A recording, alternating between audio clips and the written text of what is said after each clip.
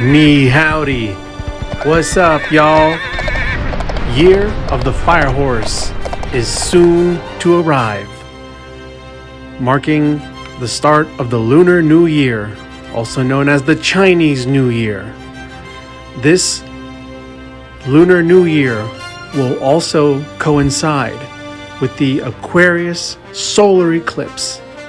2026 is sure to be a year of powerful momentum, moving forward in the coming changes of our lives. I am offering a discount service for the month of February. Use coupon code FIREHORSE at sleepingshaman.com. Happy Chinese New Year, y'all. Ni howdy.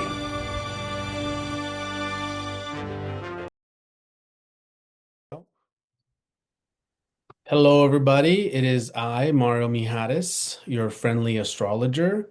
And today we have a special episode where I have two friends here, fellow astrologers, where we met at a conference in California, a human design conference. And you may have seen the first episode that we've done before that was hosted by Meten, and we're taking turns here. So now I'm playing host. And I'm going to allow these two fine gentlemen to introduce themselves. Casey, why don't you go ahead and let everybody know who you are? Yeah, so my name's Casey Gizzy, and I am an astrologer who also practices astrotheology and something I call astroheology, which maybe I won't get all into that right now, but my channel is on Astrology on YouTube. I have Instagram channel under that name, and I'm most active on Instagram threads under that channel. And I'm very excited to be doing these podcasts with both of you guys. I think the last one went great, and I am very excited to keep continuing this on. And I think we're perfect for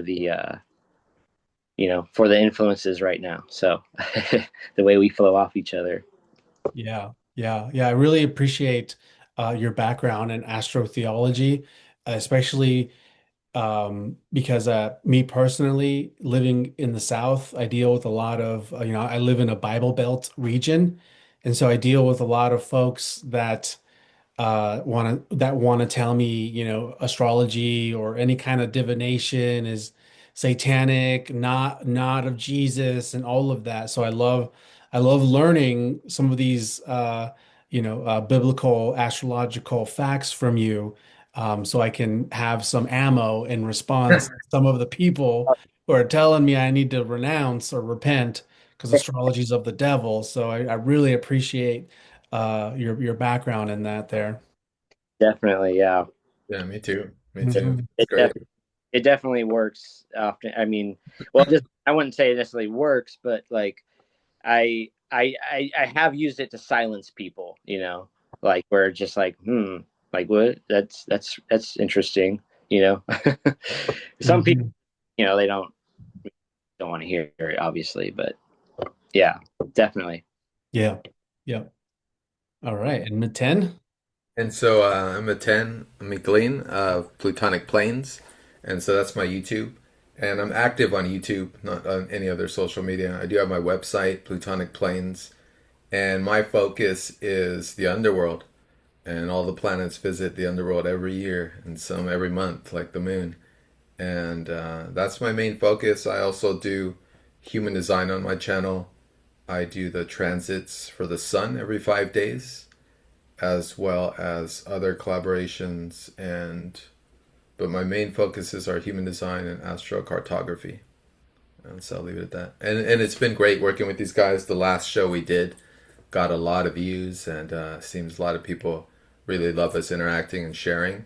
The feedback I got was just maybe to share more charts. So we'll share a couple charts today, see how that goes. And yeah. Awesome. Yeah. I love the fusion of the astrology and the human design because you're really deep and passionate about both of them. So I like learning the of course my wife's a human design practitioner too, but she has no knowledge of astrology. And so I like hearing what you had to say about human design, but then also, the sprinkle of astrology that you tie in it also, and that just helps me learn more about human design. And you always got a lot of wonderful um, ways you deliver the information. I watched your recent video with a woman named Tula breaking down the Mercury. And what that whole video, I was excited about everything you guys were saying. You guys were so smart about breaking the Mercury breakdown. And I've watched some of your human design transit videos too, which is interesting because I never really understood how transits work in human design. I mean, every once in a while, Shelley will say, "Oh, something something is in the gate or whatever," and I'm like, "Okay, maybe that's the Saturn or something." Yeah. It's hard. It's different. It's different. Yeah, it's a different process. Mm-hmm. Cool. Thanks, man. Appreciate that. Yeah, yeah. All right. So obviously today, one of the main things we're going to talk about is the Aquarius new moon, the solar eclipse, the lunar new year, also the ushering in of the year of the fire horse. And we have our man Casey here, who is actually born with an Aquarius stellium. So he's going to be our vessel in giving us some breakdown of this Aquarian solar eclipse. And myself and Meten will also give our 2 cents about these eclipses after Casey leads the way here. So go ahead, Casey. All right. Were you gonna share that eclipse on there, or uh, Oh you? yeah, let me pull that up.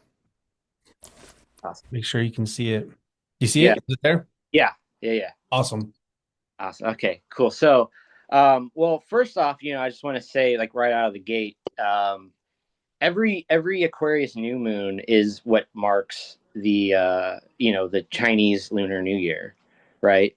So it's not just a reset. It's not just a reset of the month. It's a reset of the entire year. Right. And then coupled with that, it's a partial eclipse, so it just adds more impact, more of just closing out of the chapters. They're just, they're going to be dead and gone, and new ones are going to begin. Um, what's interesting, I want to first say about the this year of the fire horse is, I don't know if you guys are aware, but I believe it was the last fire horse year. It was 1966, where the Chinese government, they basically were afraid of the populace having too many fire horse babies, because they feared that they're too headstrong and rebellious, and there was widespread abortions in China because of it. That's crazy. I did not know that. That's fascinating. But Is. the Chinese are very, Yeah, I mean, they use their Chinese astrology very.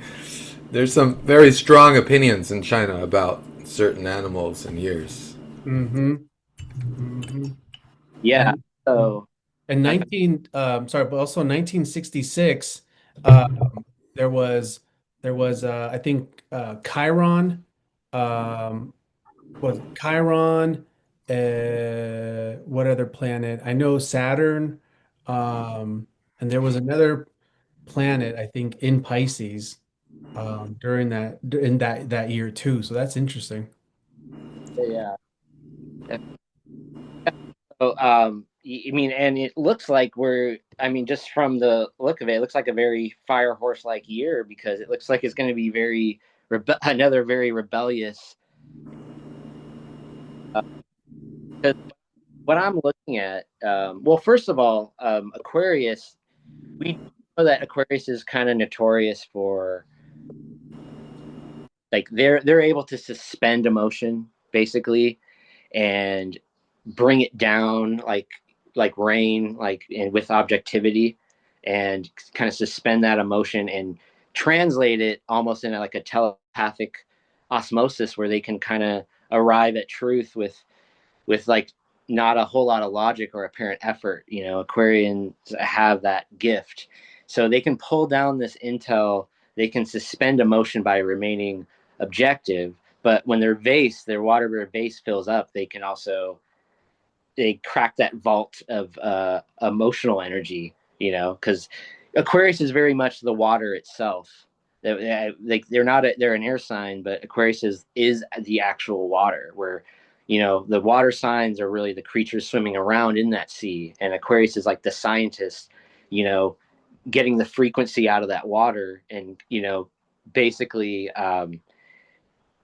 kind of being like a symbol of like law of attraction. Well, here's the result of what is going on in that water, or what how the water is being tested. So with that said, it's like it's happening at the later degrees of Aquarius. It's 28 degrees, and Mars isn't too far away from it. So we got that martial energy again, fire horse, the headstrong, adding to Aquarius's more rebellious nature. And there's going to be a lot of don't be surprised if we have a lot more insight, a lot more epiphanies, flashes of inspiration, innovation. Mars is going to amplify our drive, our action with this, but it can also make us a little too excitable for our own good, especially because the main thing that I see that's going to be affecting this solar eclipse is the square to Uranus, and that's in Taurus. So what I'm seeing with that is that with Uranus and Taurus, the square to Uranus and Taurus. Well, like first off, I think that any personal planet square to Uranus kind of amplifies Uranus energy in a sense, like because I mean, I would say kind of in a more negative sense, with as it relates to like the abruptness of Uranus, the unpredictable nature of Uranus, the disruptions, you know, the high erratic, unstable energy of Uranus. And being that it's in Taurus, it's really squaring the shakeup of our value systems, our monetary systems, even of nature, natural resources, and the earth itself. So there could be, who knows? I mean, this could be a year where there are natural disasters, but it's also going to affect technology as well. Electronics and appliances may just be extra glitchy, with all this. Um, and what I'm mainly seeing is that like it's a very exciting year, and there's so much progress being made, especially seeing Venus close conjuncting the North Node, and there's so much like amazing progress going on with things like I think with Venus and the North Node, it's almost like a behind the scenes involvement of bringing a higher love frequency. So, and then when you couple the whole Sun, Moon, Mars conjunction squaring to Uranus, it's I feel like it's going to be a year where it's going to be chaos, but that chaos is actually going to cause a lot of progress and really create a surge of initiation into more of what the Aquarian age is going to be, what it's supposed to be, how authentic we are supposed to shine in our own truths, and live in them. And it's kind of like especially when I see Mars in Uranus, but this could be any square to a personal planet in Uranus.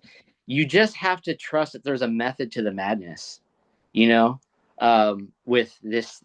I mean, we're gonna feel it for the first month the most intensely because it's the new moon month, but it's going to be playing out throughout the whole year how this is all set up. So I think that this year is going to be erratic as hell, but exciting. We're gonna be able to launch. It's you're gonna have to like trust the chaos almost, and trust the method of the mat. Like if you guys have ever seen Anger Management with Jack Nicholson and Adam Sandler, have you guys seen that movie? Yeah, yeah. Yeah, it's almost kind of this year will almost kind of remind me of that. Like Mm, Nicholson's like this, you know what I mean? He's like this like highly eccentric, you know, um, therapist that right. just very unorthodox and unconventional tactics, but somehow it drives you crazy, but then it works out in some way because it brings what was truly revealing to the surface, so. And then with that said, Aquarius is ruled by Saturn, so it's going straight into the whole Saturn Neptune conjunction where it's dispositing into. So um, obviously, Saturn just entered Aries. So if we haven't already been starting to build a strong innate sense of self and identity from last year and into this year now, we're going to be hit with a lot of challenges and growing pains, and I think growing pains will still be a part of it regardless. But we really need to have that in place, that innate strong sense of self and identity, because naturally, and I notice this with people who have Saturn in Aries, they have difficulty properly assimilating lessons. They have difficulty in properly being coherent to the experiences and assimilating those. And it's all about just learning better responsibility to tempering more discipline and control towards those fiery Aries passions, because so what we're going to witness is attitude adjustments, plenty of attitude adjustments, learning patience, practicing restraint, and just basically learning through raw experiences, like, because Aries, more than any other sign, is more likely to continue to bump into shit, more, and repeat the same mistakes more, stuff like that. And we're going to have to understand that there's a fine line between acting and impulsivity, because it is a time to act, but it's also a time to not be impulsive, So it may kind of feel like our ego is going to go and be put through boot camp, basically. Mm-hmm. And then obviously with the conjunction to Neptune, it's, you don't want to have anything, you don't want to have nothing too fixed in your mind. You don't want to have any construct too fixed, whether it's a person, place, thing, idea, ideology, belief. You don't want to have it too fixed. The only thing that you want to operate on a fixed level is a innate, strong sense of belief and certainty and confidence within yourself with the Aries energy. Everything else you need to not have a fixed frame of mind on, with it in conjunction to Neptune, with Saturn dispositing throughout this eclipse, playing its huge role throughout the year. And it's really important to kind of understand that it's what's holding things together are optical illusions, with the Saturn Neptune energy. So when you look closer, you start to begin to figure out all the subtle cues in reality that what you're filtering through your unconscious mind onto the projection screen of Saturn's third dimensional reality, or third density reality, and Neptune has a lot to do with the collective unconscious mind, so that is very much, I think, like, in a nutshell, what I'm kind of seeing for this year for the solar eclipse. And with like I said, with the North Node also conjuncting Venus, whenever planets also get close to the nodes, when they conjunct the nodes, conjunct an opposite especially, I noticed that there's more splitting timelines, because the South Node is the past and the North Node is the future. And I noticed that I've been hearing that a lot on the Super Bowl, because when Mercury passed on the North Node just right before, or right after the Super Bowl, so it's still resonating. I was watching videos on like how like restaurants and bars had to like separate people because they needed to watch the halftime show, Kid Rock's halftime show on Turning Point USA, and the other people had to sit on the other side to watch the actual Super Bowl halftime show. And so it's like whenever these planets come to conjoin the nodes, it's like, the timeline is splitting, because some people are moving more, they're not growing into the future evolution, and they're just being stuck in the past, and then we are dividing further, and the timelines are just splitting further apart.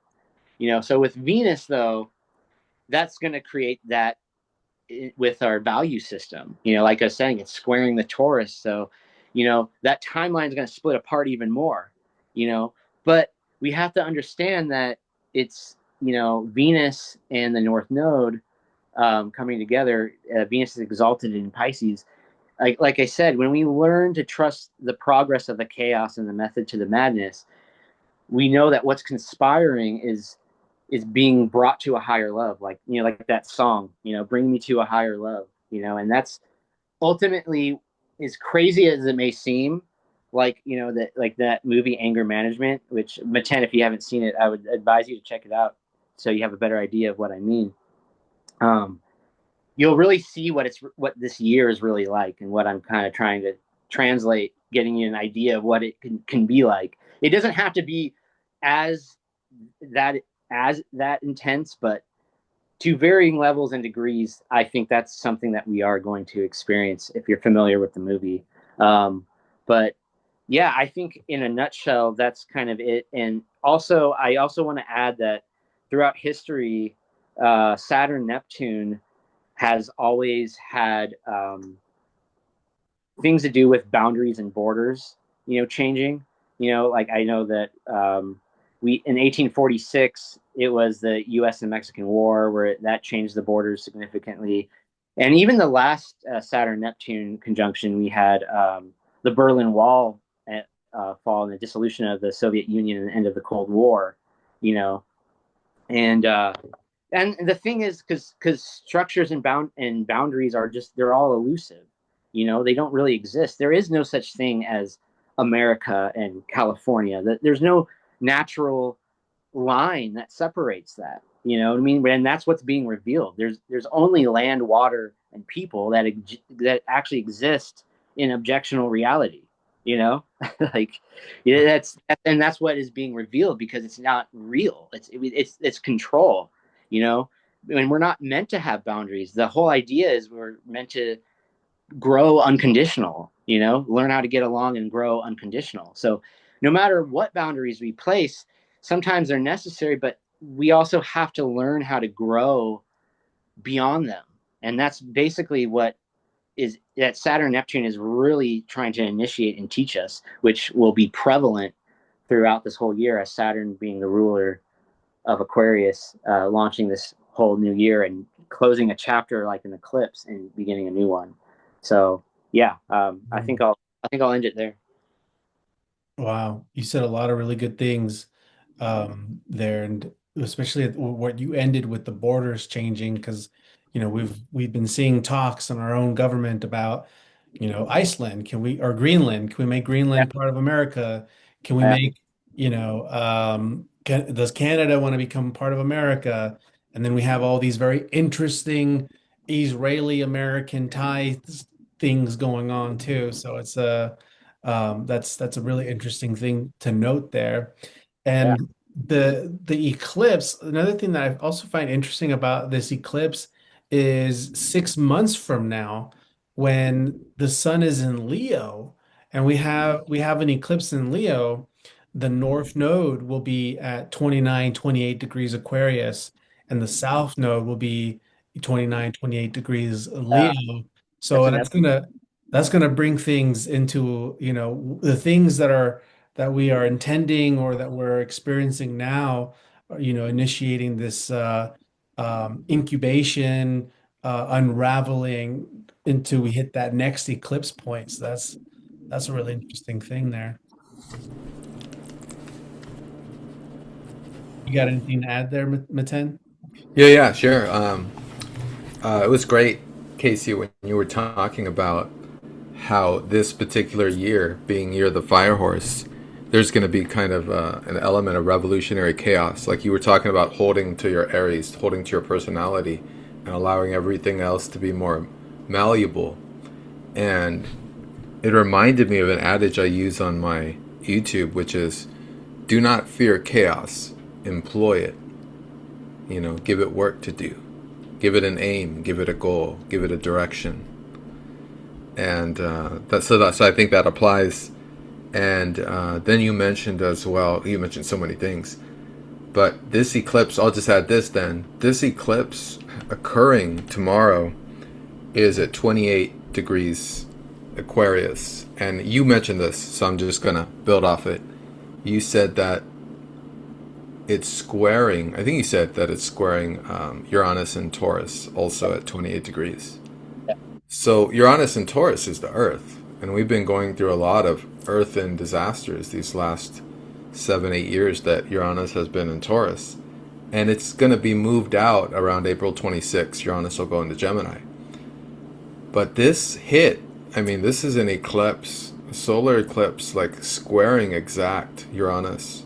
You know, as it's been retrograde, now it's going direct, and so this could trigger earthquakes, Yeah. and there could be a triggering earthquake that could occur, you know, sometime between now and tomorrow, or you know, or this week, maybe even a week or two after. And this trigger would possibly start kind of pre-shocks to later aftershocks this year, because it does seem like a year where even though Uranus will leave Taurus in April, we still could have a build-up of a lot of Earth and type earthquakes and volcanoes and stuff that's already been building over these last years. You know, so that was a good observation. I just wanted to add to that, and that's all. That's all I have. Uh, Another thing I'd like to add to the Aquarian energy and like what you were saying about the chaos and holding true to your identity, yeah, is the timing of the release of the Epstein files, just 2 weeks ago, and what that's doing to the collective, and all this information, it's happening to the collective, and we're becoming aware on it via the internet. This isn't anything that we're actually seeing face to face in our reality, unless you're boots on the ground agent, arresting people or whatever they're doing or not doing. So it's an interesting occurrence that we're moving through with this whole Epstein file bomb that's going off, and how we're processing that. And it's you know in a way, I was reading this post that a lawyer, this high level lawyer, broke down, and she was interpreting that the tactics in the way our government release the Epstein files are very similar to tactics done in courts when dealing with very high profile violent criminal cases. And that she's saying that what they're doing is a form of psychological warfare in exciting, emotional, overwhelming, and doing all these different things. I'm struggling to find the words, but you guys know what I'm talking about. And something I wrote in an article like 5, 6 years ago, before Pluto ever touched Aquarius, was describing how Aquarius, is a sign that governs internet, and Pluto reveals what's being kept hidden, what's operating beneath the surface, and Pluto is, a sign, a planet that also governs the taboo. And we're going through this period now that Pluto's in Aquarius, where the collective is going to go through different moments of intense shock, of slowly becoming more and more aware of exactly what kind of interactions happen in the dark web. And the dark web, it's the hidden internet. It's the internet that's where there are things and transactions going taboo, and it's dark, and it's something that it's an expression of humanity that majority of the world doesn't want to acknowledge is real and is happening, such as kidnapping, organ harvesting, all the attacks on children. And so that's why we have that archetype of Pluto, because Pluto, the way I always like to describe Pluto as Hades, Lord of the Underworld. Hades is the only god that has to reside and control and manage the underworld. And the underworld isn't this domain of hell, it's the domain of the collective unconscious, you know. And so while all the other gods get to party up in Mount Olympus and, you know, drink ambrosia and shine bright, Pluto is having to, manage the awareness of who everyone is to their core, and especially the parts of themselves that they are ignoring. And so I mean, that's a great responsibility that Pluto has, to manage that, but to also manage the timing on when to release certain parts of that are really unconscious and dark. And the what we're going through right now with this sudden awareness that's all happening through the internet. Yeah, it's gonna be a shock. And the last thing I'll say about this is, something I try to remember to practice when I'm talking about something going on in one sign is to also reference the opposite, you know. So we have this solar eclipse in Aquarius, we have Pluto in Aquarius, and the opposite of Aquarius is Leo. And Leo is an energy that is, comes from the heart, governs children, and it's that energy of animation. It's when the first four signs come together into an animation. You got the Aries, the spark, you got the Taurus, the body and the foundation, and Gemini, the mind and the expression, and then you have the Cancer, the feeling, the heart. And then you have Leo that ties it all in to animate that into a personification of who you are, right? And this whole talks about moving into the age of Aquarius, and something that I think is really important to understand about the Aquarian energy is Aquarian is collective, right? It's collective, but it's also the outcasts, the weird ones, the ones that are on the fringe. And so, you know, with all this extensive energy in Aquarius, I think it's really important to for people to uh, go through those awkward growing pains of um, putting yourself out into the world to express your truth, to demonstrate your skills. Um, yeah, there was more I was gonna say to that, but I've kind of lost my flow of traction there. If any of you guys, You hit on something that I'll reflect on. So, when you were talking about how all possible experiences, right? Humanity is subconscious, right? That's what the underworld is. You were saying. So what struck me was I just did a video on Human Design Gate 30, where the sun is in for this eclipse. Now, Human Design Gate 30 is an Aquarius gate, but it's a gate that rules our desires. And the most fundamental collective genetic desire we have as humans is to eat, is the hunger for food. But that hunger is not really that different from our hunger for reproduction or sexuality or experience. It's really all the same. It's all one thing. And what's fascinating is that gate 30 will slowly come out of operation, and it will not be active for the human consciousness.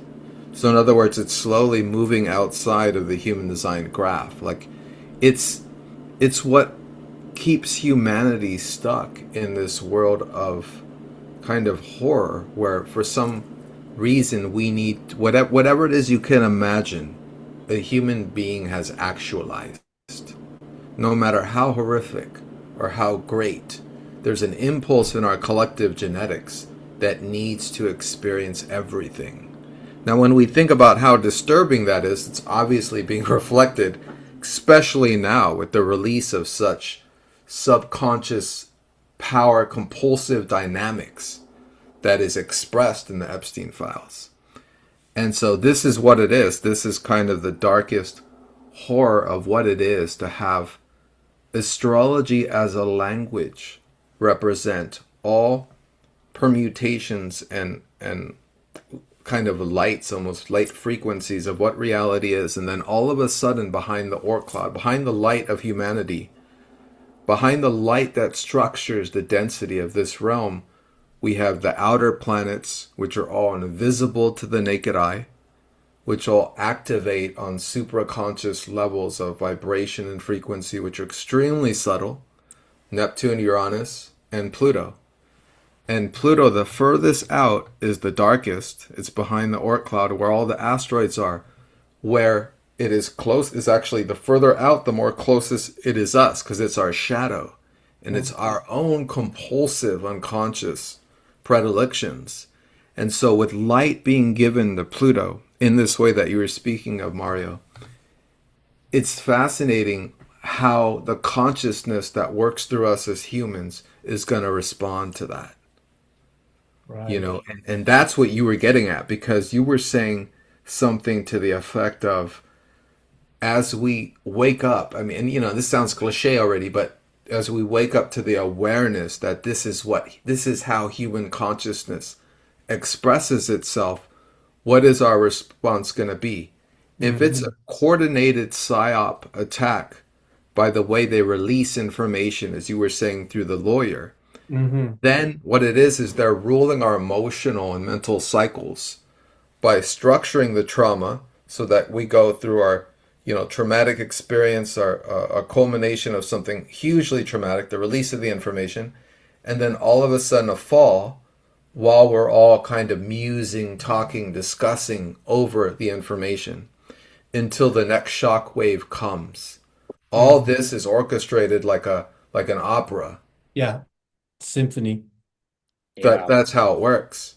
And astrology makes that clear, because these astrological you know, movements of the planets reflect and mirror our emotional cycles and how we take in and release our own emotions and awarenesses. Wow. I love that. So beautifully said. That's great. Yeah. Yeah, you guys got me going, but you know, Yeah. that's cool. But Wow. that's one last thing is that's well, I just want to add, because we're not going to talk about the Aries Vortex too much, but you're going to go into your next thing, Mario, about the Hmm. retrograde coming up in Pisces, which is going to be an extremely active part of it. But this Aries Vortex that's happening this Friday, this is a type of energy where, and this is something we were talking about, we were discussing prior to the video.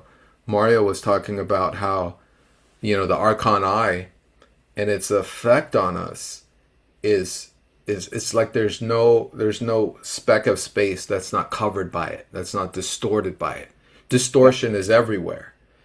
And that kind of speckled frame of reality is going to become so apparent on Friday. It's going to be like we're knocked out and we wake up somewhere. Where are we? What is this? I thought I was in everyday reality. I mean, it's going to be that intense. Right. We're talking about Neptune incepting at the 0 degree point of the zodiac, a new beginning. And Right. what does that look like? We won't even really. I mean, it's Neptune's there, so it's a veil.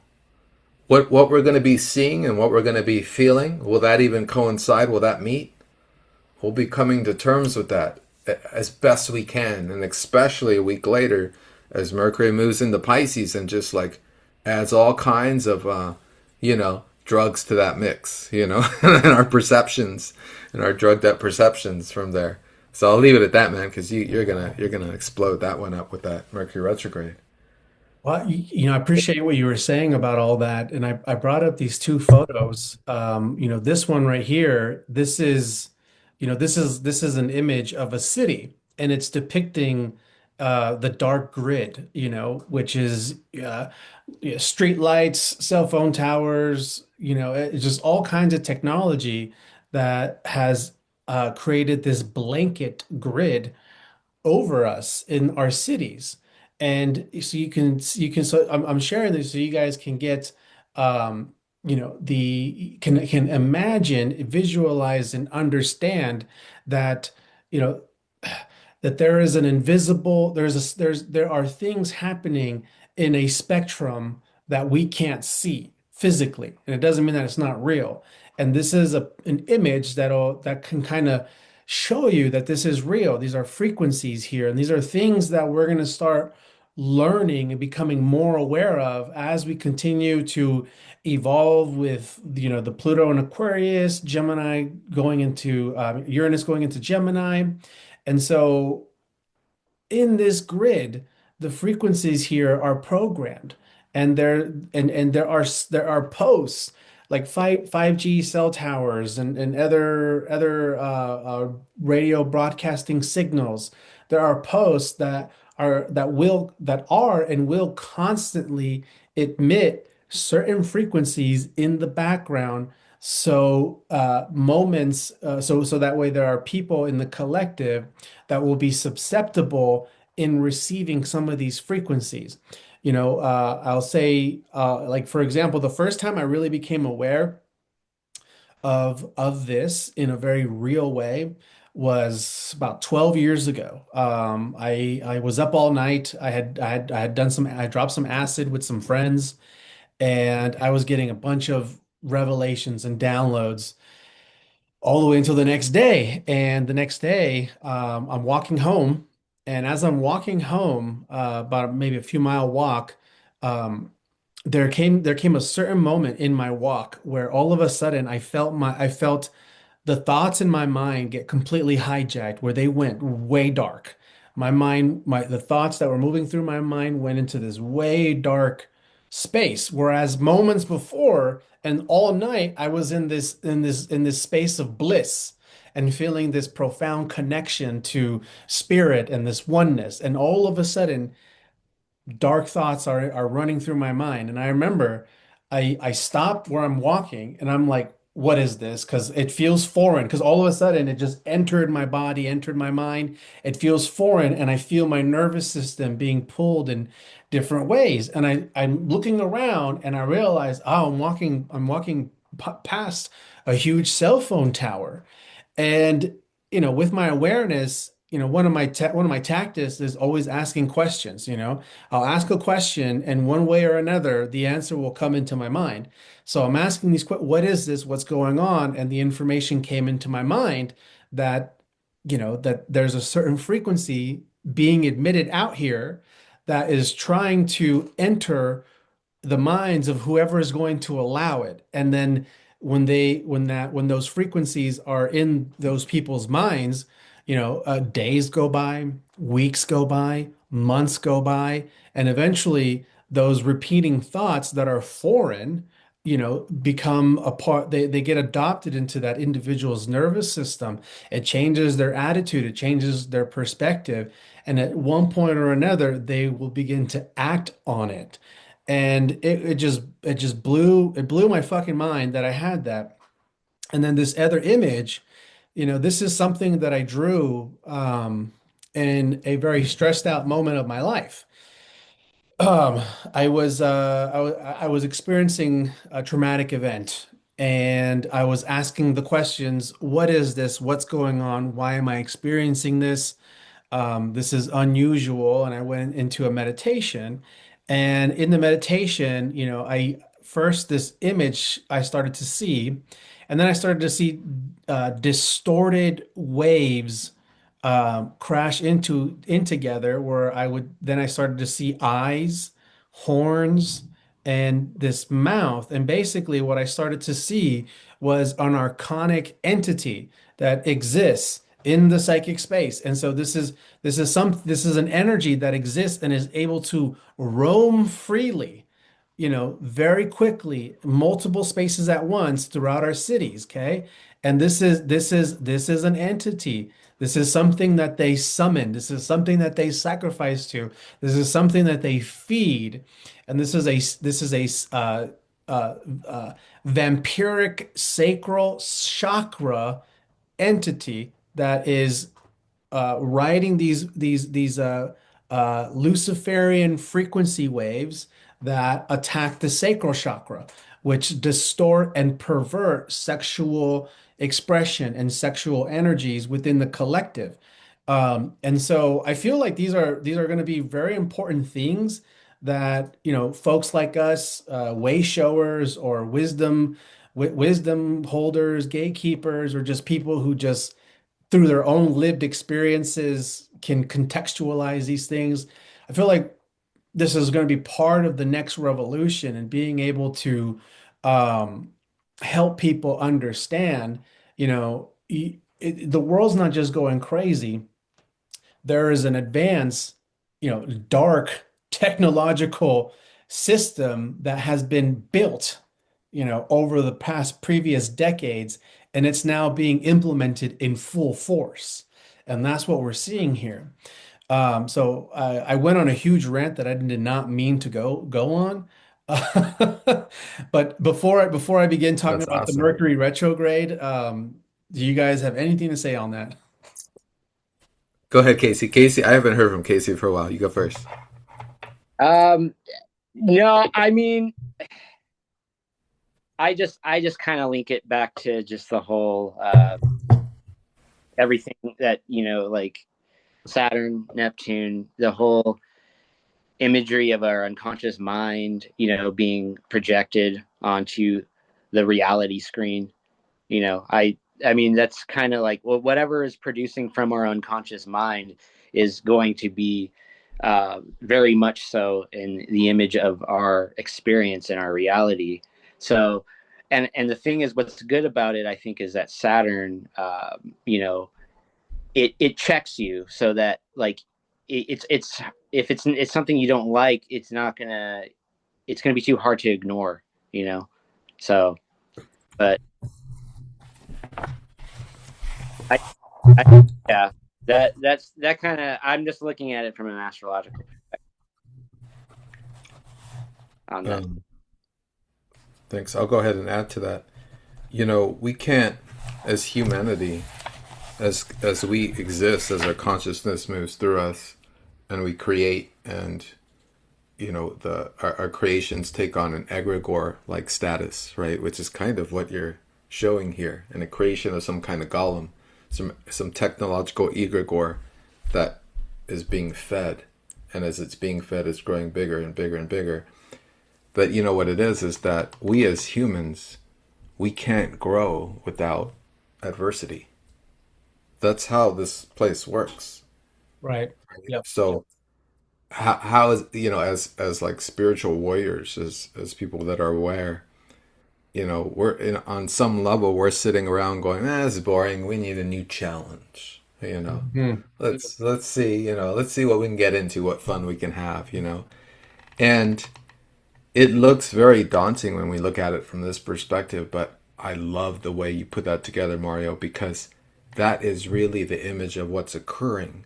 It's not just some computer in front of us and all this Aquarian information being wired through us every day into our minds, messing with us. The real picture of it is that kind of archontic monster is made of like ones and zeros. It is a Mhm. digital moving matrix whose outline is very thin. In other words, it's almost both foreground and background, trying to enterprise a reality, trying to launder its information through us. We already have information moving through us. We have other sources. We have nature. We have our groundedness to the natural world. Mhm. Trees are the ancient computers. You know what I mean? Like that is the real tech, you know?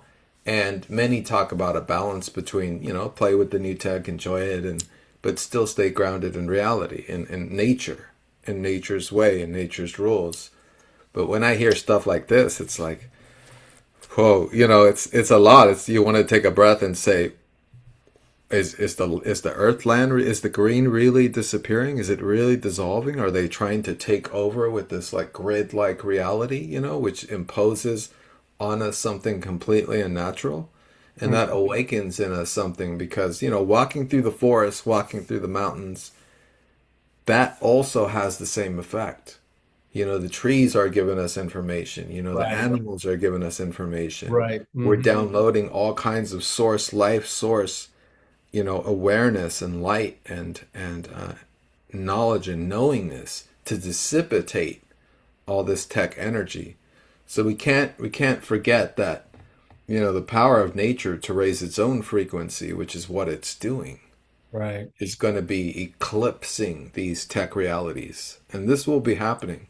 It'll take some time because they're being allowed to have their show, to display, their seeming power, but it'll be taken out. It'll be taken down. Hmm. I kind of feel like we might, be spending a lot of time meditating on trying to get into reality instead of meditating into getting into spirituality in a Right. sense, you know, like Right. Yeah.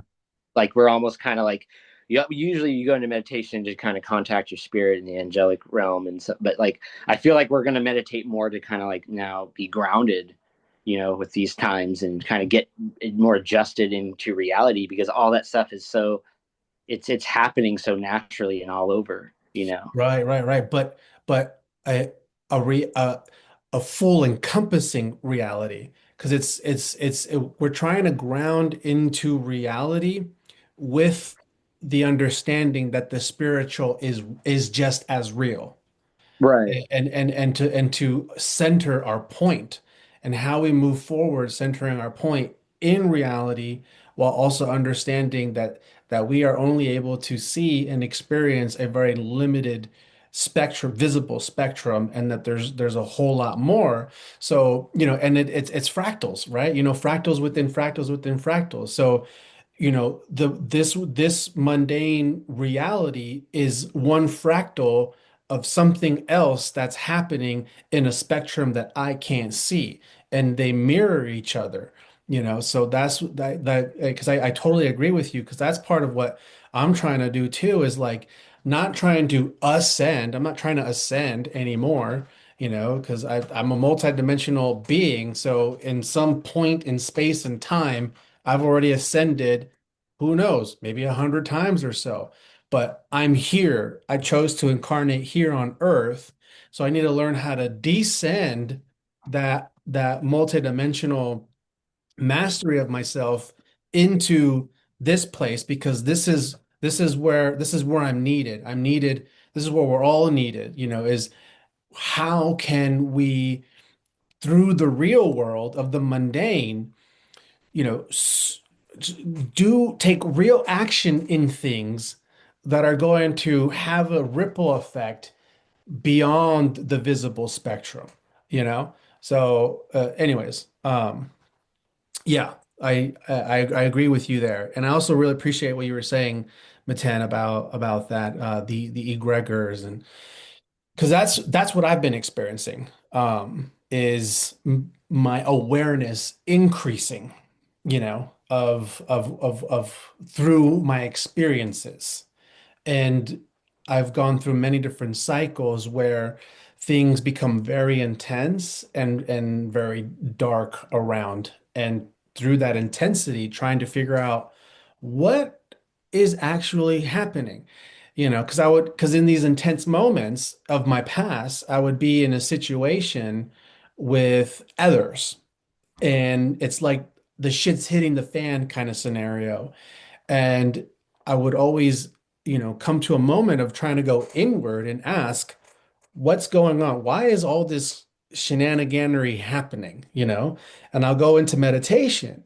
And when I go into meditation, that's when I can see, we're not acting as sovereigns. We've all been manipulated, through weeks and months beforehand, acting unconsciously through our open back doors and our own unconscious energies to culminate this moment where now there's just all this negative energy interacting between all of us. And guess what? These archonic energies that exist, they're they're eating off. They're enjoying this chaos because now we're looking at each other and we're fighting each other like you did this, you did that, fuck you, blah, blah, blah, blah.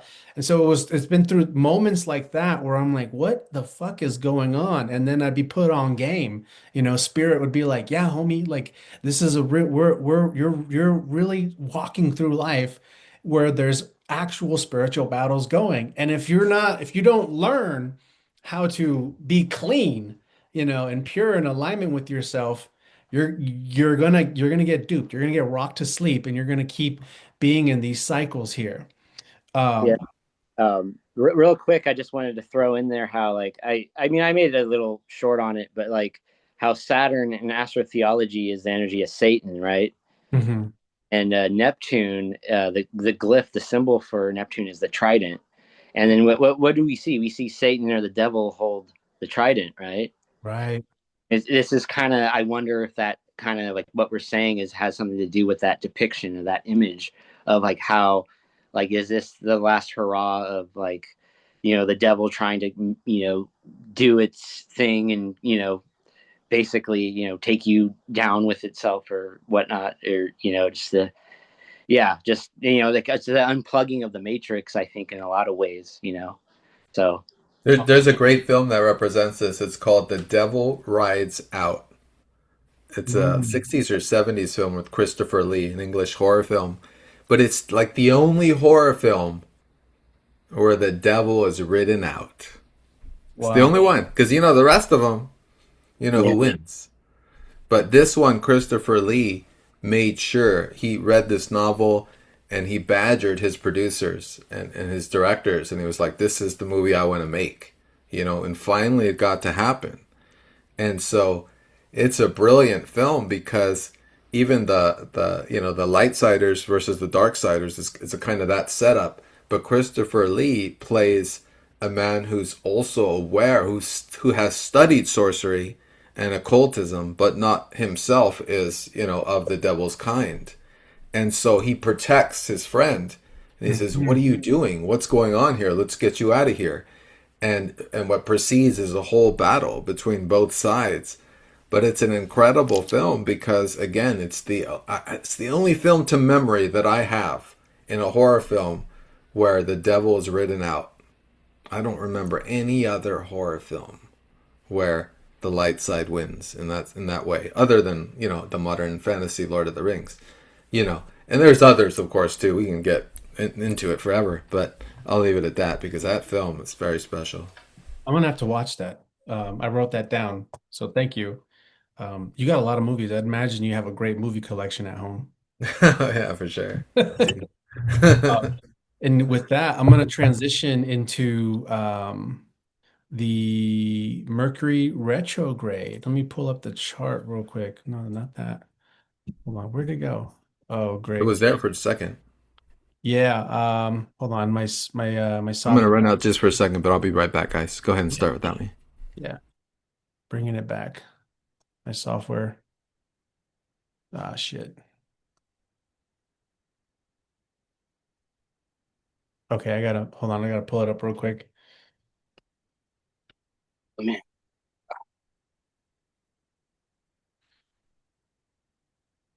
And it's the 26th. Is it the 26th or the 27th? 26. 26th? Yeah. Okay. Okay. So, in addition, I mean, this whole month of February is full of major astrological events. We have this solar eclipse, which is the Lunar New Year, as Casey was saying. So it's not just a new moon, it's a new moon that restarts the whole lunar year calendar. So the energies going on with this is it's like it's like a stamp that's kind of the it's stamping the frequency of what we're going to be moving through the entire year, and that's also with the fire horse. And this month, we're also going to begin a Mercury retrograde. And currently, let me see, Mercury is currently, I think, um, let me see exactly where Mercury is. So right now, Mercury is at 15 degrees Pisces in shadow. And it's actually at this 15-degree point where Mercury is right now, where the Sun Mercury cazimi is going to happen when Mercury's retrograde. So that's going to happen at 15 degrees going into March. Okay, so Mercury retrograde. This is going to begin February 26th, and you see this Mercury is at 22 degrees Pisces. And something that I want to point out is where the sun is during this Mercury retrograde. And you can see the sun is conjunct the North Node in Pisces. And I'm really excited about this Mercury retrograde because this is the first time the personal planets are going to be moving through Pisces without the influence of a heavy hitting planet also in the Piscean domain. And what I mean by that is, just recently we've had Neptune in Pisces. Neptune was in Pisces for 14 years. So for the last 14 years, anytime any planet was transiting through Pisces, the presence of Neptune was influencing and affecting that entire transit. And we've also had Saturn in Pisces. But even before then, we had Chiron in Pisces from 2011 till 2018. And Chiron is this archetype of, the wounded healer. It brings up trauma, it brings up pain, and it brings up things deep within our unconscious that we need to process and learn how to cope and heal. And Pisces being the last sign of the zodiac, so it's a spiritual energy. It's not really a mundane kind of energy, and it's Pisces is associated with karmic endings, completing a cycle. And that Chiron and Pisces transit really triggered and upheavaled the collective to start coming to an understanding of the different spiritual, religious pain and wounds that we have. And one of the ways I've been describing it is woundings to the soul, right? Woundings to the spirit, woundings to the soul. And so that's kind of a complicated thing to understand if you're only identifying with your ego personality in this current incarnation. But if you can understand and hold the awareness that your soul, your spirit itself is energy that has likely existed throughout different eras and multiple lifetimes, and your soul through those different incarnations may have experienced some intense traumatic lifetimes. So I personally believe that in this lifetime, with the amount of planets that have gone through Pisces, including Uranus was in Pisces from 2003 all the way to 2011, is that I see it as one of the indications that the ending of this Piscean age we've been moving through it's actually we're actually ending it. Um, and something that I explained to somebody else before is um, throughout the entire age of Pisces, right? Everybody has an ancestry. Everybody has ancestry where at some point in time over the last 2,600 years, 2,200 years, has lived in a village, has lived in a town, has lived somewhere where they were in an area that where they've had to experience religious and spiritual warfare, right? Like, for example, conquistadors invading Southern America and that whole history of what happened there and the displacement and the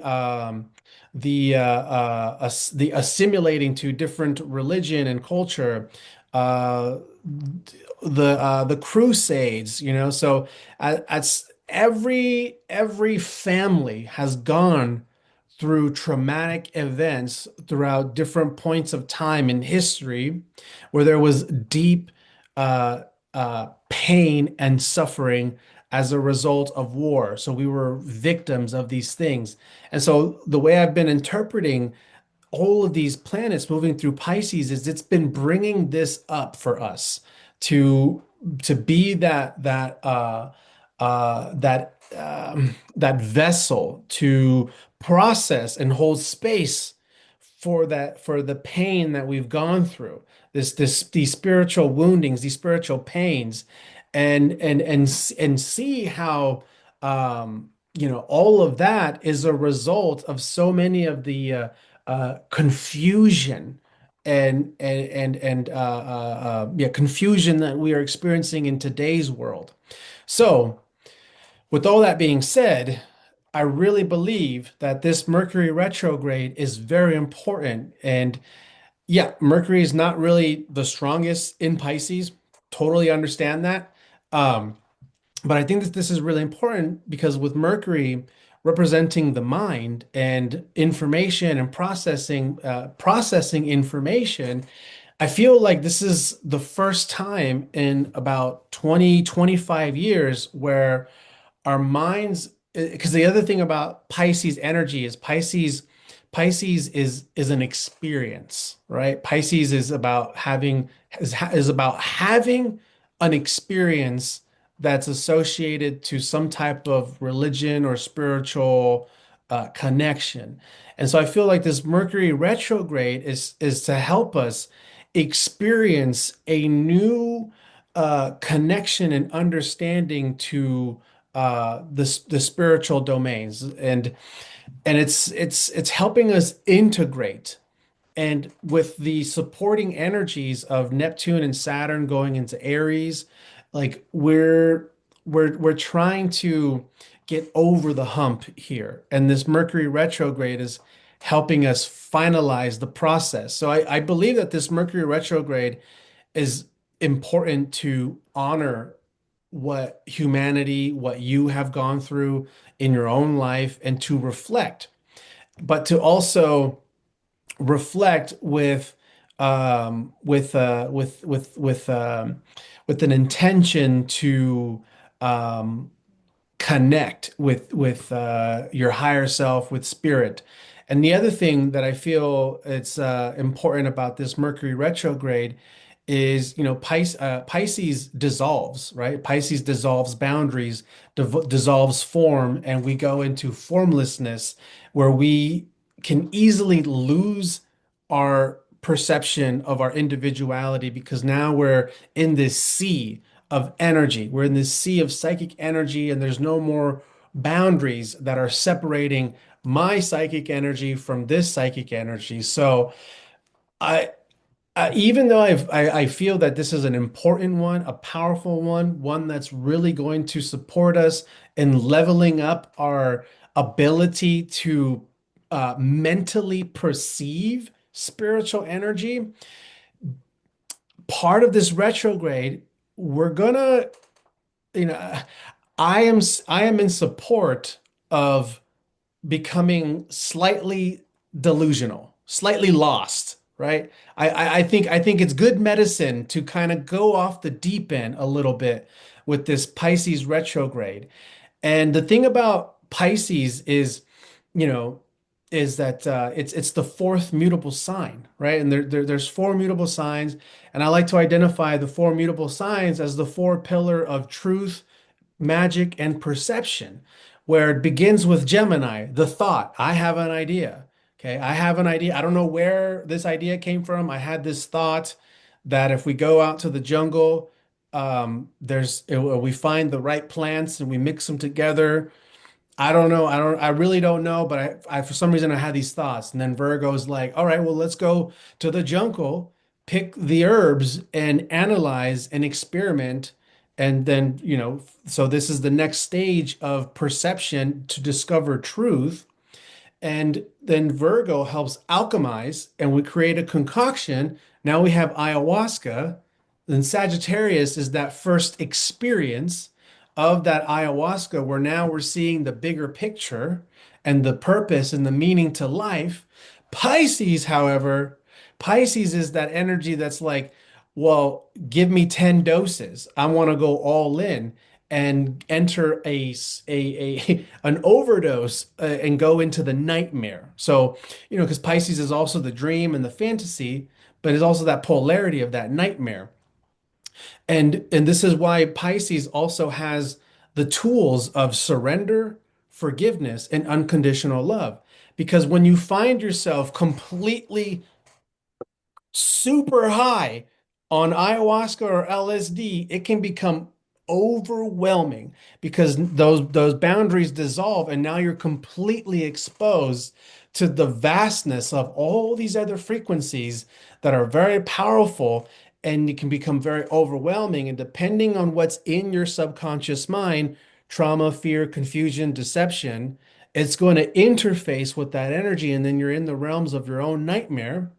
But the key, the key to transcend Pisces is to surrender, forgive, and to move into that frequency of love, right? So I feel like this Pisces retrograde may move us through moments like that where we get a little lost, we go a little bit on the deep end, we get confused, we become very overwhelmed in this fear state that is, coming from these psychological warfare tactics of trauma and Epstein files and people becoming more aware of, the sickness that is just all around the world because then, because right now humanity is being manipulated to go into these moments of hopelessness, right? Well, there's nothing that can be done then, right? Hopelessness. And this, again, this is another part of a Piscean theme, right? Hope, hopelessness, prayer, surrendering, the nightmare, victim. And we're coming to the end of this Piscean age where we're no longer worshiping false idols. We're no longer looking for a savior outside of ourselves. So this is in connection to that final moment of people having to realize through the nightmare, it has to be us. It has to be us that does something. It has to be us that rises together to change the world. And that's the supporting energy of that Neptune and Saturn moving through Aries as well. And this Mercury in Pisces, so if I move forward, sorry, I know I'm going on and on for a minute, but if I move forward just a couple weeks, boom, here we are. So this is the end. So Mercury retrograde ends on March 20th. So if I go forward just one more day, on March 20th. This is the end of Mercury retrograde at 8 degrees conjunct the North Node. So, this is the second time that Mercury is meeting with the North Node in Pisces. And the entire time of this retrograde, that North Node remains at 8 degrees Pisces, which where the beginning of this Mercury retrograde, the sun was conjunct this North Node. And I love that the day that this Mercury station's direct, the sun it's the day of the spring equinox. The sun has entered 0 degrees Aries. So this Mercury retrograde in Pisces, it's like that movie. What's that fucking movie? That Quentin Tarantino movie with the vampires and they're in Mexico. Oh Um, yeah, yeah, yeah. I know what it's you're talking it's about. like that, okay? It's like you have to survive the night.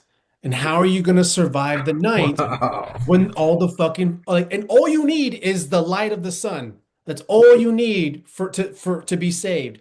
And can you survive that? And so this Mercury retrograde, that's how I kind of see it is like, the collective, we're in this bar of this movie. Also like the anger management movie, right? And the nightmare is here. The nightmare is revealing itself full force. And so and so when the sun goes into Aries, the spring equinox, the new life, the beginning, the day this Mercury station's direct conjunct the North Node, it's like I don't even know how to describe it, but all I can say is I feel it and I really see it. And I think the Mercury in Pisces is affecting my ability to clearly translate into words at this moment. So I'll stop and let you guys help me out there.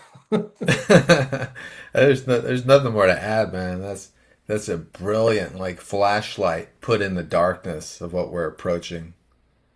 I mean, what more to add? Like that's Yeah, what it is. I mean, I can segue into the total eclipse on March 3rd because that's a part of all this if you want. Because Yeah, that's yeah, like a please. moment in time where I'll do that. Okay, so the March 3rd is so I'll put it like this. So tomorrow we enter into the eclipse shadowlands, right? So it's the period between the eclipses. And I Mhm. always talk about this with people because I say, you know what, you don't want to plan any surgeries, anything. Well, unless you do. It depends on what, the surgery is, of course. But You want to be careful what you plan in between these times. And it's just like bananas reality after tomorrow or after Friday, you know. It's like reality's up for grabs. You know, grab your flashlights and you know and see what you see, but even what you see with your lights is not going to be real likely, you know. So, and what's going to occur as Mario put so brilliantly is that right when this eclipse no, sorry, the retrograde ends, we're going to be right back at the Aries vortex. So it's a whole journey from the Aries vortex to the Aries vortex, where Right. the life force is shining through it for what it really is. And we'll see where we're all at that time. Because these eclipses these are little bombs being set off in us, you know? Mhm. And the one on March 3rd, so this will be 17 days before, you know, Mercury's direct. We're at the Aries vortex with Aries sun. And at that moment, and so at that prior moment, so that eclipse will be a lunar eclipse, full moon lunar eclipse in Virgo at 12 degrees. And again, you know, it's opposing Pisces, where Mario already talked about, detailed fully, you know, North Node in Pisces, the retrogrades in Pisces. All this stuff's been happening in Pisces since 2002. You know, all these planets, you know, everyone cleaning up house, cleaning up the Pisces realm, the soul, and the mention of Chiron, you know, and its effect on Pisces as well. All this is like cleaning up the human soul for a new beginning. So it's the human soul, the human like spirit that's having this new beginning, and are we with that? Are we that? You know, and who is that will reset with that and be that? You know, and because Casey brought this up earlier with this whole divulgence, this divergence rather between you know that example of the Super Bowl, which just was a mind fuck to me. I was like, what? There's an alternative halftime? What the fuck? Oh yeah, you didn't Is know that? is no, I know I knew about it, but when I found out about it, I was like, what the fuck's going on? Like, is the superb owl that important that it represents in that moment reality for us that we need to have our own version of it, right? That the blue and the red, right? The two lights that are trying to take over, the polarities that try endlessly to take over humanity and recruit humanity to fall into a polarity that Wow. they need to actually create an alternate. That just blew my mind. Wow, It's yeah. just a fucking show for a couple hours. It's a movie. It's Right. not any. It's all. We all know sports is something that's you know completely programmed and acted out. You know, we all know this, and it's all acted out for ideological purposes to promote this. That's gonna have to foreshadow this or that. It's all part of the psyop. They So they hide it. Sports entertainment, they call it now. yeah, right, right, and we know it's entertainment of the Yeah. mind, right? Taint and ment, Latin of the mind. So Mm. this eclipse on March 3rd is a total eclipse of the mind. Think about it. It's in Mm. Virgo. Right. Mercury's the ruler of Virgo. Right. So it's not just it's exactly what you said, Mario. There's nothing too much more to add except it feels like someone's gonna slip something in my drink. Yeah. You know, Yeah. it feels like someone's going to be putting hemlock in the drinks, you know, or Uh-huh. in the soup, you know, or in our reality soup. Yeah. Well, I didn't. This is not something I put in there. You know, I made with my soup. So it's fascinating to see and feel. But I love your comment about being okay with that. Being okay with, oh, something was slipped in. All right, let me ride with it. Let me see where this takes me. Let me see what I see. Yeah. And after it's done, after the trip's over, come back to me, come back to myself, come back to my soul, and ask the questions, right? You were talking about that strategy. Okay, what did I just see? What does that mean? You know, how does it affect me? What do I need to do next? You know, all those questions which put us back in our body. Because what's the key of all this? If we're taking a Pisces trip and we come back to the Aries vortex at the end, right? The personality, the mind, the self. We're coming back. Mercury's direct, right? Who are we coming back to? Hey, we just took a trip. Now we're back. Yeah. And that's in perfect timing for April, which we have the stellium in April. and it is a powerful, revolutionary, positive, rebellious instinct that's going to be awoken in humanity during that month. And Mhm. that's what it's setting up, preparing us for. Absolutely. So Yeah.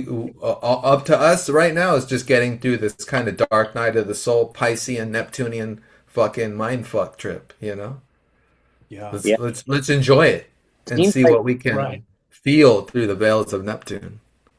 yeah, it seems like such a beautiful and potent storyline that the way the planets are moving and all these shifts. I mean, it really like it just yeah. I mean, and the way Mario, the way you translated it all was perfect. And I loved how you brought up how all those heavy hitters in Pisces and how we had to go through that for many years, and now it's being personalized through these the personal planets, and then also they cross the nodes to evolve them, Right. Right.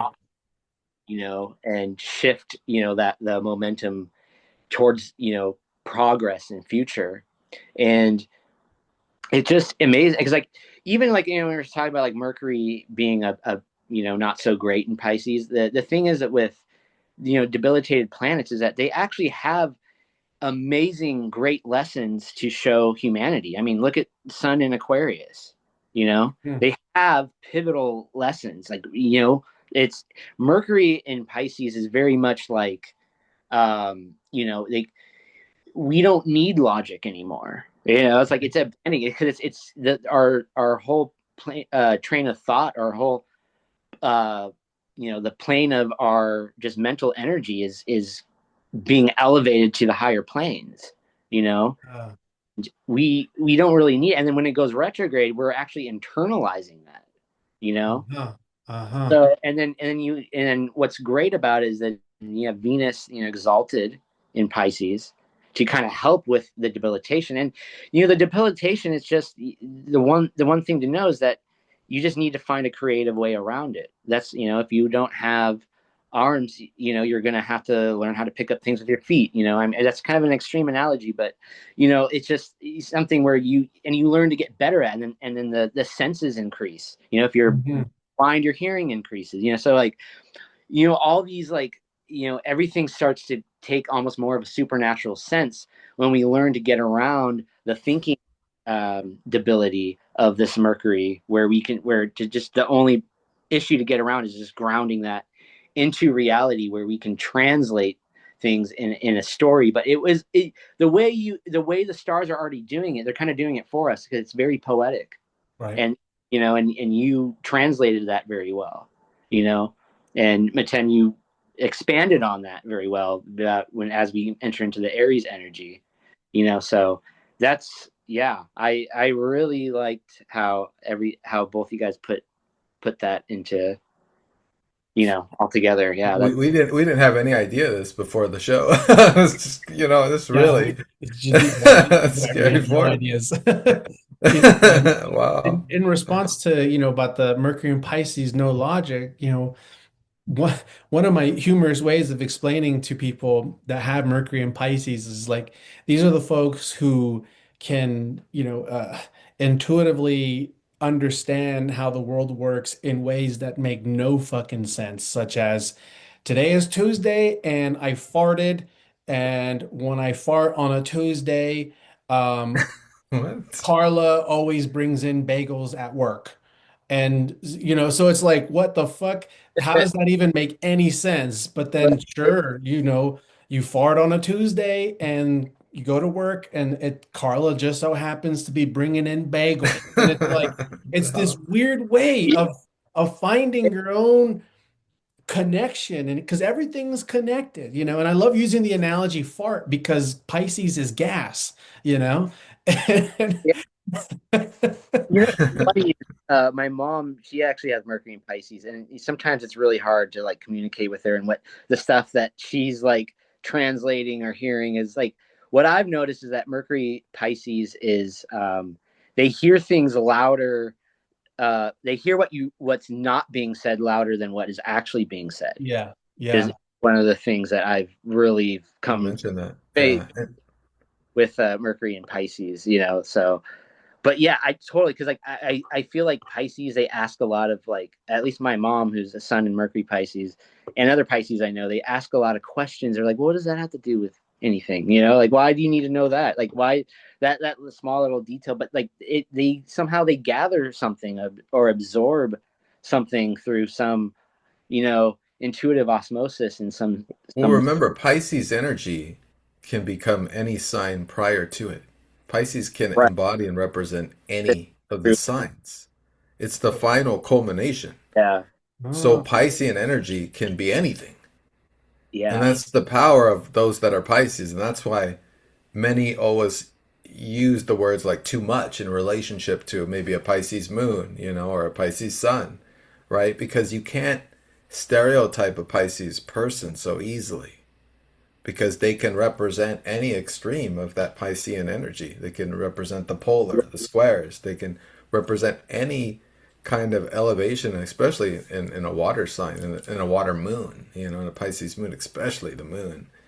But wow. that's what it is with Piscean energy is that you can't quite contain it. It's 12th house energy. It's Neptunian. You don't know where its reality ends or begins.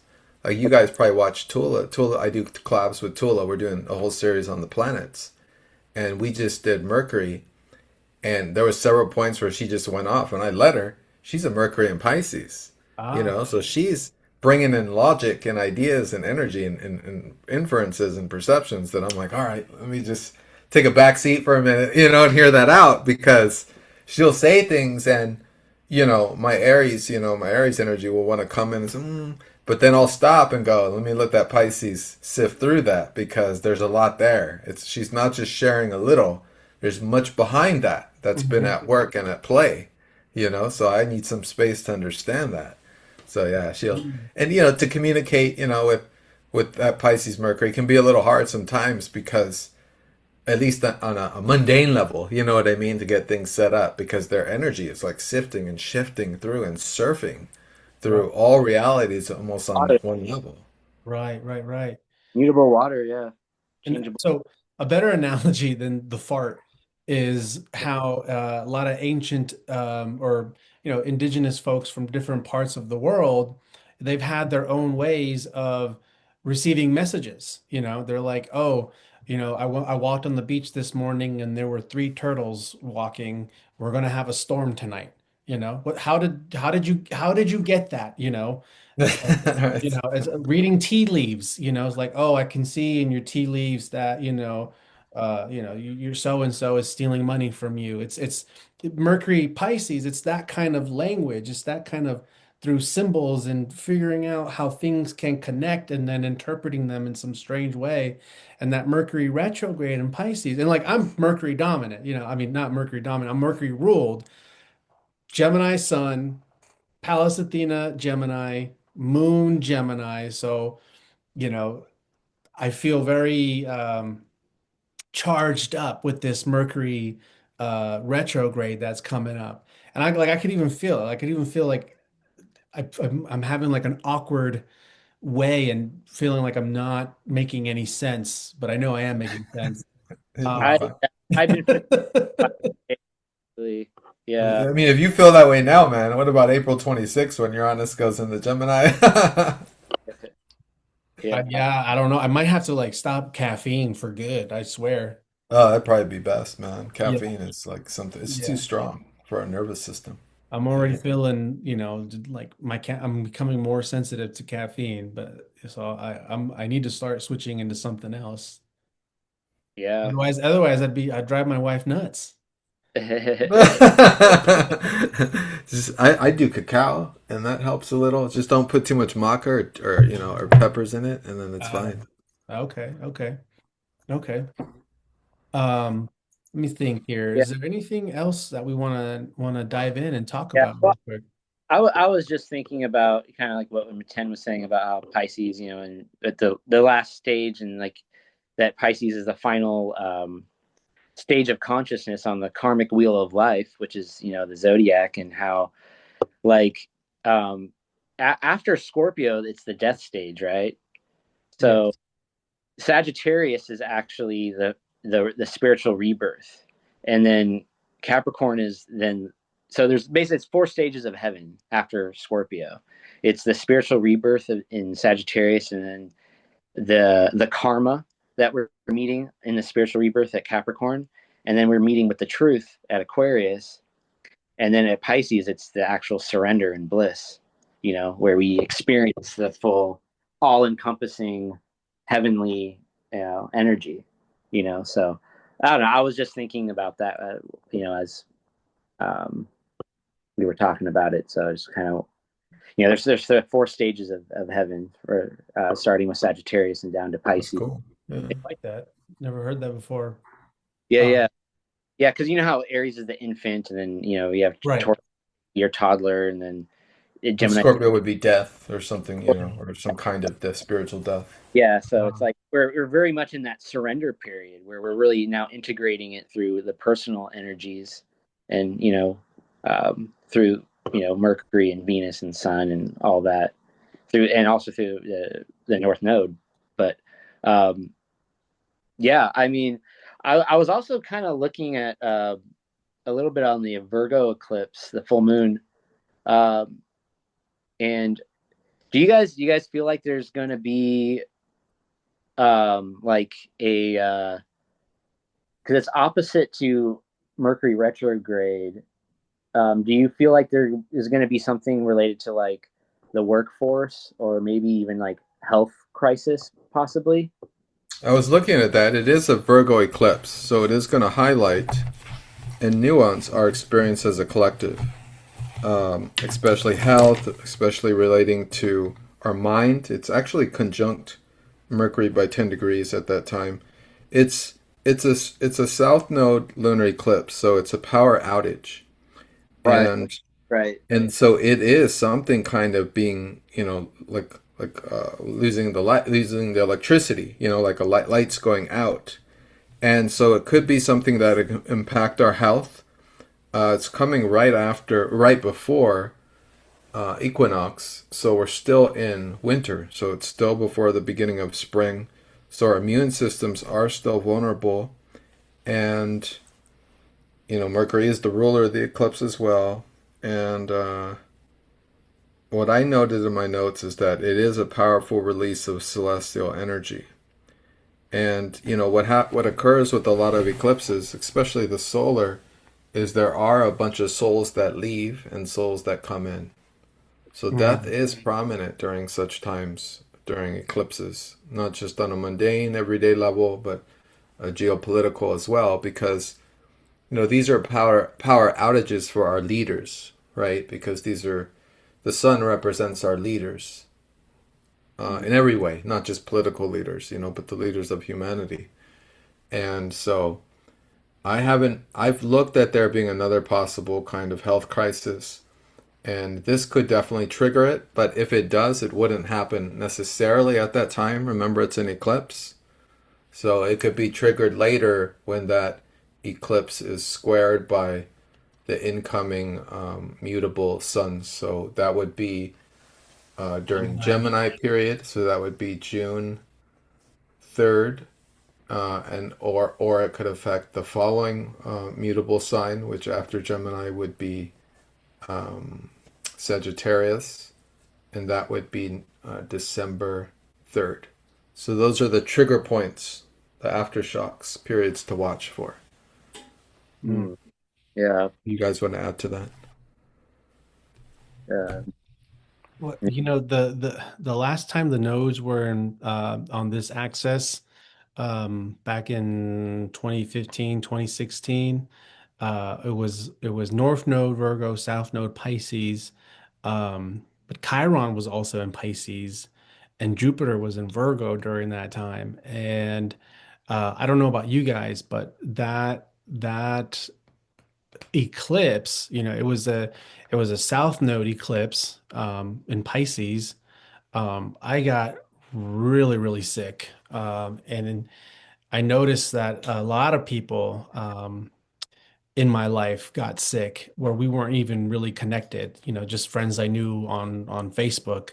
But I got very sick. I don't even want to describe how grossly sick I was, but it was a sickness that lasted for days. So I hope not. I hope it doesn't happen again like that. That would be awful. I would think not because Chiron's not in Pisces like it was last time. But something that I have been thinking about with the whole Pisces Virgo access with the nose is, you know, the communities um, that need a lot of service, right? So like nursing homes, veterinary clinics, animals, like I always look at Pisces and Virgos, that those energies as the ones that really find their calling in serving um, you know, communities or campaigns or situations of the most vulnerable. So I've been wondering like if there's going to be something that happens, throughout senior communities, nursing homes, but also like, refugees, things like that.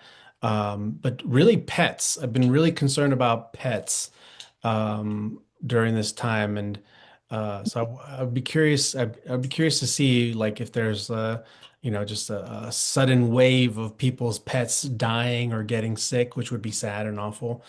Um, but yeah, that's all I got on that there.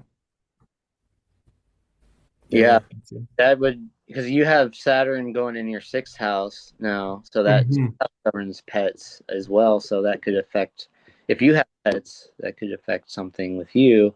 But I have actually, now that you say that, I actually have noticed that.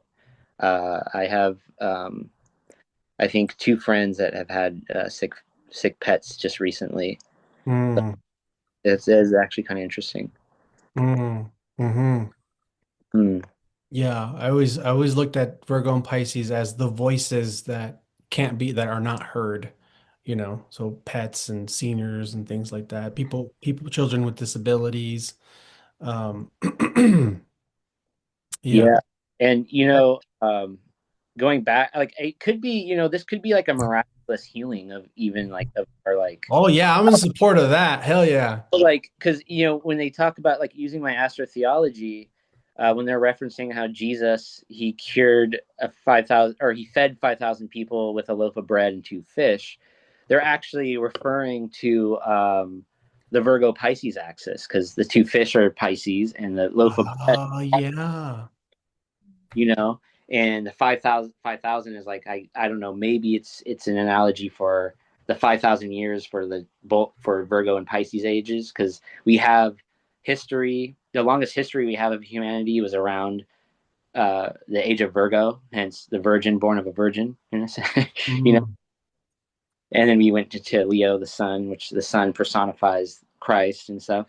But I was thinking, because like, this is the axis of like where Virgo is the final sign in spirit, and then Pisces is the final sign in matter, and then and the final sign as it is. So it's like, when you learn how to balance health with spirituality, you can perform miracles, and heal the sick, and whatnot. Wow. And because, Bethlehem, it represents Virgo, which translates to house of bread, you know, and Virgo rules the harvest and the grain and stuff like that. So yeah, so like theological language, is also, I'm feeling a lot of that, as well as we're talking about all of this stuff. So yeah, it's very I mean, my mind's a little blown. I'm almost like, I feel like I'm just on information overload right now. Yeah, I'm feeling that. I'm feeling that definitely. Wow. Thank you for that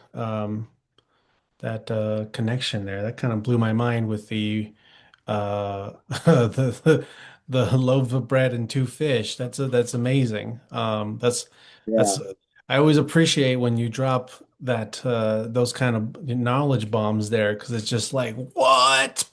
Yeah. Loaf of bread and two fishes? Of course it's Pisces and Virgos. It's so obvious. How did you That's never crazy. know Yeah. that? It's crazy. once you get used to it, it's like the connections, you can just start making your connections so well. It's like, it's like when you play guitar, it's like, oh, well, if this sounds good, oh, well, they're like, that sounds good. Oh, this might sound good too. Oh, this might. So, like, once you start kind of going down that rabbit hole of astrotheology and you learn about some of the connections, and you start noticing so many connections, and they're so just like, oh, wow, that was so cool. It's like, oh, I really struck that chord there, So, Yeah. yeah, definitely. I love astrotheology. It's great. It's a great other language on top of the language that is astrology, which, you know, people don't people don't realize that it doesn't really astrology doesn't require belief because it's a language. You don't say I believe in the English language, right? You know Right. it. So, Right. so many different languages also on top of that. So, I got one last thing just to bring up, and we can close it out with this if you guys are ready to. But I get a lot of bookings from people born in the 60s, and I love it. And I always make sure I spend a couple minutes to explain to them why the 60s was such an important decade and how they were born with the astrology of the 60s that made it, that time that we all understand it to be, in hindsight, revolutionary, one love, hippie movement, and we had wars going on and all these things, right? Um, but in the 60s we had the Uranus Pluto conjunction in Virgo that was also opposite Chiron and Pisces. And then for 2.5 to 3 years of that time, Saturn was also in Pisces. And that whole Chiron and Pisces throughout the 60s, opposite that Pluto Uranus Virgo conjunction, it's like I always have to, commemorate my clients born in the 60s because it's like that collective they're just extremely important to in holding the space to the next, to allow the generations afterwards to grow into the next thing. And one of the examples that I have is like Dr. Joe Dispenza. I think if I remember, he was born 62 or 63, and he has these big placements with the Pluto Uranus conjunction in Virgo opposite the Chiron. And you guys are familiar with Dr. Joe Dispenza, right? yeah, so So, great. so you know his story, right? He got into this accident. His back was obliterated, and so he was in this extreme position of choice points, right? Of like, what is he going to make out of this experience? Like, is he going to accept his suffering and live this life of just victimhood and just these unforeseeable circumstances? Or what can he do? And then there's that Pluto Uranus Virgo energy of like diving deeper into the human potential and the mind, transforming our entire reality.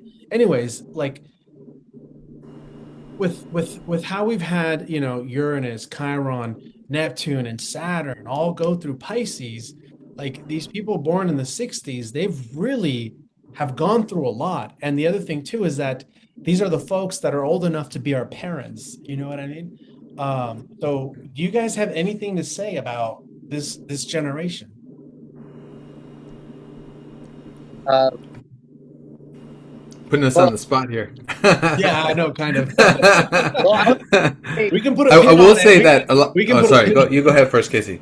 no. Well, I was gonna say was like because the '60s is really when we got into like the hippie move. Like we started like kind of the hippie movement in the age of Aquarius, right? Or am I it. off track? Right? It was the '60s, right? Yeah, yeah, yeah. Yeah, because we actually had that pile up of Aquarius placements. I think it was 1962. It was like, if I remember correctly, we had like all the personal planets and Jupiter. if I heard it correctly. Probably really help to initiate that.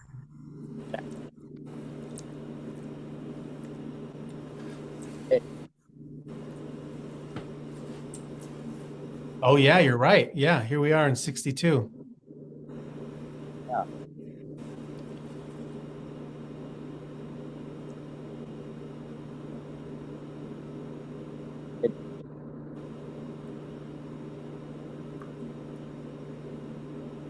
Yeah, so if I go really slow, if I go really slow throughout the moving throughout the eras, here, let me move slower. You see this Chiron in Pisces,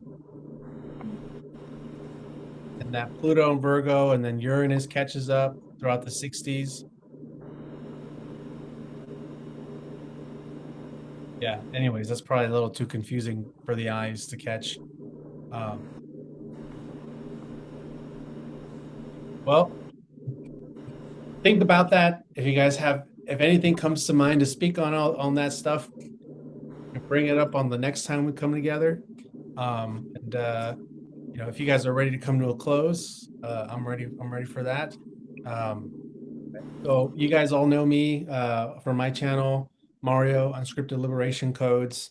Don't forget, I still do have a sale going on for the Chinese New Year. So if you go on my website, sleepingshaman.com, and you use coupon code FIREHORSE, all one word, you get a discount on a reading. So go ahead and take advantage of that so I can break down to you what is going on in your chart. And Casey and Meten, you guys want to let everybody know where they can find you and how to book sessions with you and where does us to subscribe to your channels and stuff.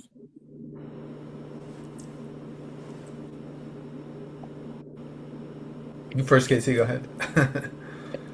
All right, yeah. So I'm mainly active on Instagram Threads under my channel is the Astrologini. I also have Instagram and I have YouTube under the Astrologini as well. Um, Basically, you can just email me at theastrologini.com for readings. I also have a link on my Instagram Threads for readings, and yeah, I can do special kinds of readings like astrotheology, which is about holistic healing timing methods, uh, and kind of more that's more like health focused and stuff like that as well. So All right, thanks. Mario, your sound is off, Mario. Oh, I was Uh, just saying which what Casey has to offer in terms of health and astrotheology is extremely valuable and enlightening information. So anybody curious about that, highly recommend hitting him up. yeah, already doing some of his practices, and it's powerful. yeah, Um, doing right now, yeah. for me, I'm on plutonicplanes.com. If you guys want a reading, I'm doing human design readings and astrocartography readings right now. And you can find me on YouTube at Plutonic Planes as well. And yeah, that's about it, I think. I'm not having any kind of special sale or anything. So yeah, that's about it. Thanks. Awesome. All right, you guys. This was a lot of fun. Appreciate it. Everybody, please go subscribe to Casey and Meten. They're very knowledgeable people. One of the things I really appreciate about us coming together is the three of us really have a deep respect and appreciation for the craft of astrology. So, this is it's you're getting a lot of good content from us at any point in time. So definitely stay tuned to our channels and if you got any ideas or suggestions of what you'd like to hear from us coming together, just go ahead and drop it in the comments. And with that being said, as I always like to say, we are full spectrum, love and light, death and darkness. That's badass. Like that. So, Peace.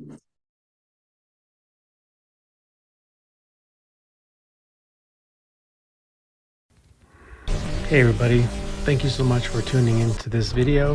I hope you enjoyed the content and please do subscribe to Casey and Meten and their channels. Link are in the description. They are two very amazing astrologers. And what you're seeing here is a sneak peek to a film that I'm working on. Still developing and running through the edits, but I wanted to show you what you have in store of an epic tale